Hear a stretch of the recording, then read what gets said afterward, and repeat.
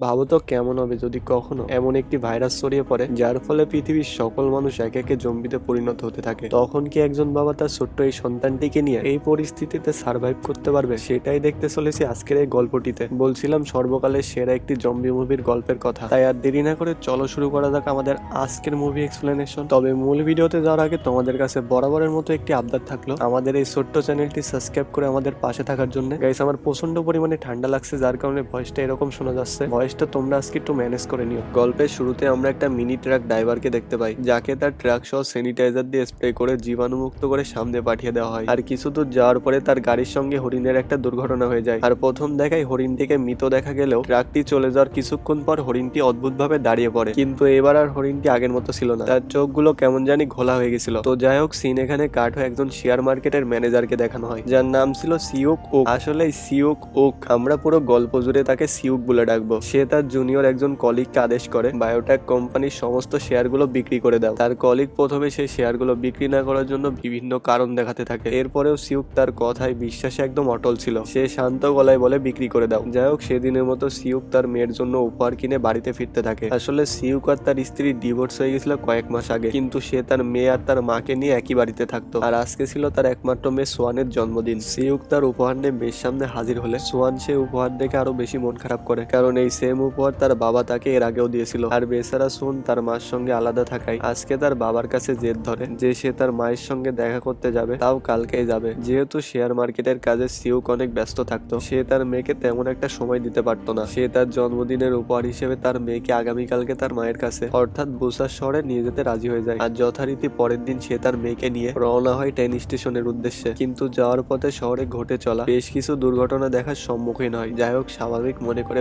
বাবা মেয়ে দুজনেই ট্রেনে উঠে পড়ে। ট্রেন স্টেশন ছেড়ে যাওয়ার আগে বিনা টিকিটে একজন মেয়ে দৌড়ে উঠে যায়। আর এটি ছিল তাদের যাত্রার সব থেকে বড় দুঃস্বপ্ন, কারণ মেয়েটি কোনো এক কারণে তার পায়ে বেশ কিছু কাটা ক্ষত নিয়ে ট্রেনে উঠে পড়েছিল। এদিকে ট্রেন ছাড়ার কিছুক্ষণ পরে সিউক ঘুমিয়ে পড়ে, তাই তার বাচ্চা মেয়ে সোয়ান বাবাকে রেখে একাই বাথরুমে চলে যায়। আর এতক্ষণে পায়ে ক্ষত নিয়ে ট্রেনে ওঠা মেয়েটা প্রচন্ড অসুখ হয়ে যেতে শুরু করে। আর তাকে সাহায্য করার জন্য চলে আসে ট্রেনের এক মহিলা কর্মকর্তা। কিন্তু অসুস্থ সেই মেয়েটি এতক্ষণে জম্বিতে পরিণত হয়েছিল। সাথে সাথে হামলা করে বসে সেই মহিলাটির উপর, যেন চোখের পলকে সেই মহিলাটিও জম্বি হয়ে যায়। এভাবে 1 থেকে 2, 2 থেকে 4, এভাবে হতে হতে পুরো বগিতে দৌড়াদৌড়ি শুরু হয়ে যায়। এতক্ষণে সিউক তার পাশে তার মেয়েকে দেখতে না পেয়ে হন্য হয়ে খুঁজতে থাকে। এক পর্যায়ে বাথরুমের সামনে সোয়ানকে দেখতে পেয়ে সে জলদি তার মেয়েকে কোলে নিয়ে পালিয়ে আসতে থাকে পেছনের এক নিরাপদ বগিতে। আর তাদের পেছনে আসতে থাকে শত শত জম্বি, কিন্তু দরজা বন্ধ থাকায় জম্বিরা দরজা খুলে ভেতরে আসতে পারছিল না। তারা শুধু কাজ ভেদ করে মানুষদেরকে দেখে চিল্লাপাল্লা শুরু করছিল। আর সেই বগিতে থাকা একজন গর্ভবতী মহিলা, যার নাম ছিল সিয়ম, সে কাছের দরজায় পানি ছিটিয়ে সেখানে নিউজ পেপার লাগিয়ে দেয়, যাতে জম্বিরা দরজায় এত বেশি ধাক্কাধাক্কি না করে। এখানে এই গর্ভবতী মহিলা সিয়ং এর স্বামীর নাম ছিল ইয়ন সেং। তো এখন পরিস্থিতি কিছুটা শান্ত হলে ট্রেনের চালক ট্রেনের ভিতর রেডিও কমিউনিকেটর দিয়ে সবার সাথে যোগাযোগ করে জানায় যে ট্রেন আসলে বুসান অব্দি নিয়ে যাওয়া সম্ভব নয়। সারা দেশে এমন পরিস্থিতি হওয়ার কারণে ট্রেন দিয়াগু স্টেশন তন্ডিক যাবে, কিন্তু সেখানে অনেক আর্মিরা রয়েছে তাদের নিরাপত্তার জন্য, সুতরাং তাদের চিন্তা করার কোনো কারণ নেই। তাই এখন তারা ট্রেনটি নিয়ে যেতে থাকে দিয়াগু স্টেশনের দিকে। কিন্তু ইতিমধ্যে ট্রেনের এক যাত্রী কার সঙ্গে কথা বলে জানতে পারে আসলে দিয়াগু স্টেশন একদমই নিরাপদ নয়। আর এই কথোপকথন শুনে ফেলে সিও, তাই সে নিজেও তার এক ক্লায়েন্টকে ফোন করে জানতে পারে যে সত্যি দিয়াগু স্টেশন এখন আর নিরাপদ নেই। সিউক বলে, অনেক দামি দামি শেয়ার আমি তোমাকে ফ্রিতে দিব, আমাদের দিয়াগু স্টেশন থেকে নিরাপদে বের করো প্লিজ। আর এখন সিওকের ক্লায়েন্ট তাকে বলে, তুমি তাহলে মেন গেট দিয়ে বের না হয়ে পূর্ব দিকে ছোট গেট দিয়ে বের হয়েও, সেখান থেকে তোমাকে রিসিভ করে নেব। আর এখন লম্বা এক সফর শেষ করে ট্রেন পৌঁছে যায় দিয়াগু স্টেশনে। যাত্রীরা ট্রেন থেকে নেমে দেখতে পায় স্টেশন পুরোটাই ফাঁকা আছে, সবাই যে যার মতো মেন গেট দিয়ে বেরোতে থাকে। কিন্তু সিউক তার মেয়েকে নিয়ে পূর্ব দিকে ছোট গেট দিয়ে বেরোতে চায়, কিন্তু সিউকের সামনে এক পাগল লোক, যে কিনা সিউকের ফোনের সমস্ত কথা শুনে ফেলেছিল। আর এখন পূর্ব দিকের রাস্তায় এক আর্মি অফিসার আসতে থাকে, আর সাহায্যের আসে প্রথমে সে পাগল লোকটি। তারপরে সিউক নিজে দৌড়ে যেতে থাকে তাদের কাছে, কিন্তু এখনই দেখতে পায় তারা এক ভয়াবহ সিন, কারণ আর্মি অফিসারদের পেছনে ছিল আরো অনেক আর্মি জম্বি ছুটে আসছে তাদেরকে ঘায়েল করতে। অর্থাৎ মেন গেট দিয়ে যাওয়া যাত্রীগুলোর উপর হাজার হাজার জম্বি অ্যাটাক করে দেয়। প্রাণপণে ছুটতে থাকে তারা সবাই, অনেক লোক মারাও যায় এখানে। আর এখানে একা দাঁড়িয়ে থাকা সোয়ানের উপরে এক জম্বি অ্যাটাক করে, কিন্তু তখনই সেখানে শ্যাগ এসে সোয়ানকে বাঁচিয়ে নেয়। এই জম্বি হামলায় টেনে তাদের সঙ্গে থাকা একটা স্কুলের একদল বেসবল প্লেয়ারের মাঝে সবাই মারা যায়, শুধু একটা মাত্র ছেলে আর তার গার্লফ্রেন্ড কিং ছাড়া। আর সিউক শ্যাং, সে হাই স্কুলে থাকা ছেলেটি, অনেক সাহসিকতার সহিত জম্বিদেরকে আটকে দিয়ে যাত্রীদেরকে ট্রেন অব্দি পৌঁছাতে সাহায্য করে। আর জীবন বাঁচাতে সুস্থ যাত্রীরা এক একজন এক এক কামরা কামরায় হুড়হুড়ি করে ঢুকতে থাকে। আর এখন ট্রেনের চালক সিওক নামে একজন লোকের সঙ্গে আলোচনা করতে থাকে যে বুসান শহরই আসলে একমাত্র নিরাপদ শহর যেখানে এখন অব্দি ইনফেকশন ছড়িয়ে পড়েনি। তাই তারা ট্রেন ছেড়ে দেয় বুসানের উদ্দেশ্যে। আর এতক্ষণে অনেক কষ্টে দৌড়ে দৌড়ে ট্রেন ধরে ফেলে। সিওক, সান আর হাই স্কুলে থাকা সে ছাত্র। আর এখন তারা ট্রেনে উঠে সান তার স্ত্রীকে ফোন করে জানতে পারে তার গর্ভবতী স্ত্রী সিউকের মেয়ে সোয়ানকে নিয়ে 13 নম্বর বগির একটি বাথরুমে আটকে আছে। আর স্কুল টিচারটি তার গার্লফ্রেন্ডকে ফোন করে জানতে পারে তার গার্লফ্রেন্ডও নিরাপদ এক বগিতে অনেকগুলো মানুষের সঙ্গে রয়েছে। স্কুলের সে ছাত্র তার গার্লফ্রেন্ড কিংকে বলে আমরা তোমাদের বগিতে আসছি, কিন্তু অনেক খুশি হয়ে বগিতে থাকা বাকি লোকজনদেরকে জানিয়ে দেয় যে আমার বন্ধুরা এখানে আসছে। কিন্তু বগিতে থাকা সিও ছিল অনেক স্বার্থপর একজন মানুষ। সে বলে এই নিরাপদ বগিতে আমরা বাইরের কাউকে এখানে ঢুকতে দেবো না। কি গ্যারান্টি আছে যে ওরা আমাদেরকে কামড়াবে না, আমাদেরকে ইনফেক্ট করবে না? যাই হোক, এখানে সিওক, সান আর হাই স্কুলে থাকা সে ছাত্রটি তৈরি হতে থাকে 13 নম্বর বগি অব্দি যাওয়ার জন্য। আর তারা এক দুঃসাহসিকের মতো সামনে আসা জম্বিদেরকে একে একে মেরে এগিয়ে যেতে থাকে। আর এখনই ট্রেন চলে আসে একটি টানেলের মধ্যে। আর তারা খেয়াল করে এই অন্ধকার বগির মধ্যে জম্বির আর কিছুই দেখতে পারছে না, তারা যেন মূর্তির মতো হয়ে গেছে। আর এখন জম্বিদের এই অন্ধত্বের সুযোগ নিয়ে তারা ধীরে ধীরে করে পৌঁছে যায় সোয়ানদের বগিতে। আর এখন সেখানে থাকা সোয়ান, গর্ভবতী মহিলা আর একজন বৃদ্ধ মহিলা সহ এগিয়ে আসতে থাকে। কিন্তু তখনই সে বগিতে থাকা পাগল লোকটিকে বাঁচাতে গিয়ে সিওক পড়ে যায় জম্বিদের চোখে। তারা দৌড়ে চলে আসে নিরাপদ বগিতে, কিন্তু দরজা পুরোপুরি বন্ধ করার আগেই জম্বিরা তাদের হাত পা মাথা ঢুকিয়ে দিয়ে দরজাটিকে আটকে দেয়। স্যাং কোন রকম তার সর্বশক্তি দিয়ে দরজাটিকে আটকে ধরে রেখেছিল। আর সিউক লড়াই করছিল সে জম্বিদের সাথে। আর এখন অপর পাশের বগিতে ছিল বাকি সুস্থ মানুষগুলো। কিন্তু সেই স্কুল ছাত্রটি প্রাণপণ চিৎকার করতে থাকলেও বরং তার গার্লফ্রেন্ড কিমের মুখ চেপে ধরে রাখে। কেউ দরজা খোলে না, কেউ তাদের ডাকে সাড়া দেয় না। দরজা আরো শক্ত করে লাগিয়ে দেয়। ছাত্র তার হাতের বেসবল ব্যাট দিয়ে দরজার উপর ক্রমাগত আঘাত করতে থাকে, নিজেদের জীবন বাঁচানোর শেষ চেষ্টা করতে থাকে। কিন্তু এতক্ষণে জম্বিদের আটকে রাখা দরজা ধরে থাকা স্যাংকে এক জম্বি কামড়িয়ে দেয়। স্যাং তার স্ত্রীর সামনে ধীরে ধীরে জম্বিতে পরিণত হতে থাকে। কিন্তু এক পর্যায়ে স্কুল ছাত্রটি অপর বগির দরজা ভেঙে ফেলতে পারলেও এতক্ষণে স্যাংয়ের ধরে থাকা দরজাটি ভেঙে জম্বিরা তার উপর হামলা করে। কিন্তু স্যাং তার জীবনের শেষ সময়েও নিজের সর্বশক্তি দিয়ে আটকাতে থাকে জম্বিদেরকে, বাঁচিয়ে দেয় তার অনাগত সন্তান আর তার স্ত্রীর জীবন। আর কয়েকজন প্রাণ নিয়ে সেই নিরাপদ বগিতে পৌঁছাতে পারলেও তাদের সাথে থাকা সেই বৃদ্ধ মহিলাটি আর স্যাংয়ের এই যাত্রায় জম্বিদের হাতে মারা পড়তে হয়। আর এখন সেই নিরাপদ বগিতে পৌঁছে সেই স্বার্থপর সিও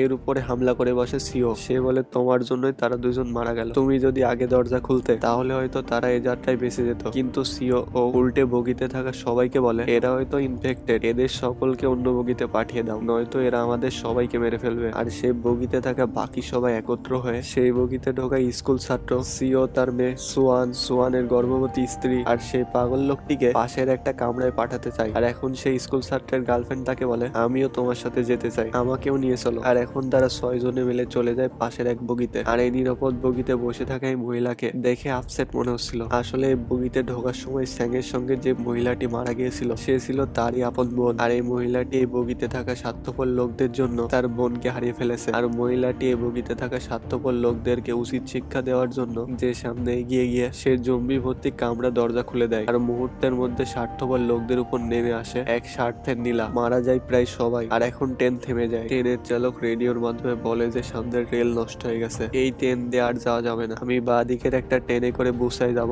যারা আমার কথা শুনতেও বুঝতে পারছো তারা সবাই সে বাঁ দিকের ট্রেনে চলে এসো। আর এখন দেখানো হয় ধ্বংস নীলা চলা সেই স্বার্থপর লোকটি আর একজন রেল কর্মকর্তা টয়লেটের মধ্যে লুকিয়ে তারা তাদের প্রাণ বাঁচিয়ে নিছিল। কিন্তু ট্রেন চালকের এমন কথা শুনতে পেয়ে তার সাথে থাকা সেই রেল কর্মকর্তাকে জম্বিদের মাঝে ধাক্কা দিয়ে সে বেরিয়ে চলে আসে। এদিকে বেঁচে যাওয়া চিউকের দল বাঁদিকে ট্রেনের দিকে চলে যাচ্ছিল। কিন্তু তখনই একটা জ্বলন্ত ট্রেন দ্রুত গতিতে এসে তাদের ট্রেনের সঙ্গে এক ভয়াবহ দুর্ঘটনা ঘটায়। আর সেই দুর্ঘটনায় তরুণ তারা দলজোট হয়ে যায়। আর সেই স্কুল ছাত্র আর তার গার্লফ্রেন্ড বাঁদিকে ট্রেনে যাওয়ার জন্য দরজাটি খোলার প্রাণপণ চেষ্টা করতে থাকে। কিন্তু হঠাৎই পেছনের বগি থেকে চলে আসে সেই স্বার্থপর লোকটি। সে সেই স্কুল ছাত্রের গার্লফ্রেন্ড কিংকে ধাক্কা দিয়ে জম্বিদের সামনে ফেলে দেয় আর নিজে সেখান থেকে পালিয়ে চলে যায়। কিন্তু সেই স্কুল ছাত্র তার গার্লফ্রেন্ডকে এই অবস্থায়ও একা ফেলে যায় না। সে জম্বি হতে থাকা তার গার্লফ্রেন্ডকে সাহায্য করতে গেলে মেয়েটি তার গলায়ও কামড়ে দেয়। আর তাদের দুজনের যাত্রা এখানে শেষ হয়ে যায়। আর সেই স্বার্থপর লোকটি নিজেকে বাঁচাতে প্রাণপণে দৌড়তে শুরু করে। কিন্তু সেই লোকটি পা মুচকে রেল লাইনের উপর পড়ে যায়। আর এটি দেখে সরল মনে সাহায্য করতে আসে ট্রেনের চালক। কিন্তু নিজে একটা কামড় খাওয়ার পরেও সেই স্বার্থপর লোকটি ট্রেনের চালককে ধাক্কা দিয়ে ফেলে দেয় সেই জম্বিদের মাঝে। আর নিজে সে বাঁ দিকে ট্রেনের দিকে দৌড়তে দৌড়তে চলে যায়। বেচারা ট্রেনের চালক এখানে মারা যায়। অপরদিকে এখন সিওককে দেখানো হয়। তারা 4 জন এখন এমন একটা জায়গায় আটকা পড়েছে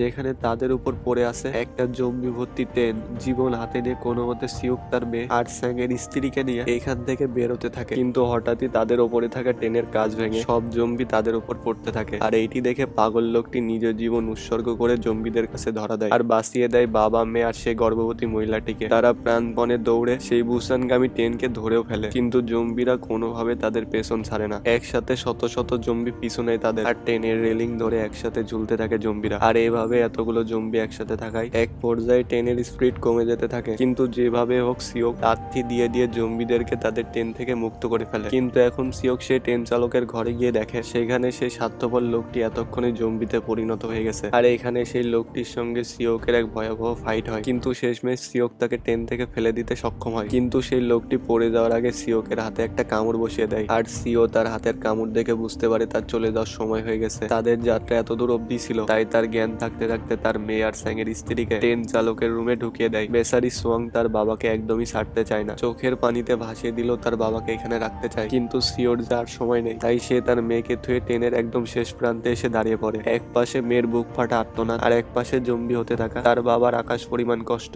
সিও এমন সময়ও মনে করতে থাকে তার মেয়েকে প্রথমবার কোলে করার কথা, প্রথমবার সে ফুটফুটে মুখটা দেখে। আর এইসব স্মৃতি মনে করতে করতে সে নিজেই লাফ দেয় ট্রেন থেকে, নিজের মেয়েকে বাঁচাতে বিসর্জন দেয় তার নিজের জীবন। আর এখন দেখানো হয় স্যাংয়ের স্ত্রী আর সোয়ান দুজনে পৌঁছে গেছে বুসান অব্দি। সেখানে আর্মিরা দেওয়াল তুলে বসেছিল। তারা প্রথমে তাদেরকে জম্বি ভেবে শুট করে দিতে চাইলেও পরে তারা দেখে বুঝতে পারে তারা দুজনে আসলে মানুষ। আর সোয়ান বাবার হারানোর স্মৃতিতে আর্তনে গান গেতে শুরু করে, আর গান গেতে থাকলে আর্মিরা তাদেরকে সুস্থ মানুষ হিসেবে ধরে নিলে তাদেরকে বাঁচিয়ে নেয়। এই সিনের মধ্য দিয়ে গল্পটি এখানেই শেষ হয়ে যায়। কিন্তু আমরা যদি খুঁজতে চাই ভাইরাস কিভাবে ছড়ালো, তাহলে সোজাসুজি দোষ আমরা সিওকে দিতে পারি। আপনারা ঠিকই শুনেছেন, এই গল্পের নায়ক সোয়ানের বাবা সিও, তার জন্য ধ্বংসের লীলা শুরু হয়েছে। কারণ গল্পের শুরুতে সিওকের একটি শেয়ার বিক্রি করার একটি সিন থাকে, এটা সে নিজে ইচ্ছা করে করেছিল লাভবান হওয়ার জন্য। আর এখানে সিওক যখন বায়োটেক কোম্পানির সমস্ত শেয়ার বিক্রি করে দেয়, তখন সেই কোম্পানিটি ভয়াবহ লসের সম্মুখীন হয়। আর তখন এই কোম্পানিটি ভয়াবহ এক ভাইরাস নিয়ে কাজ করছিল, আর এমন ভয়ানক লসের কারণে তারা তাদের এই ভাইরাসের সেফটি মেজারমেন্টের জন্য তেমন টাকা খরচ করতে পারে না। ফলে তাদের ভাইরাস লিক হয়ে যায়, যেটা কিনা মুভির শুরুতে 1 মিনিট ট্রাক ড্রাইভারকে বলা হয়, যার কারণে তাকে স্যানিটাইজ করা হয়েছিল। মূলত সেই হরিণটি লিক হওয়া ভাইরাসে আক্রান্ত হয়ে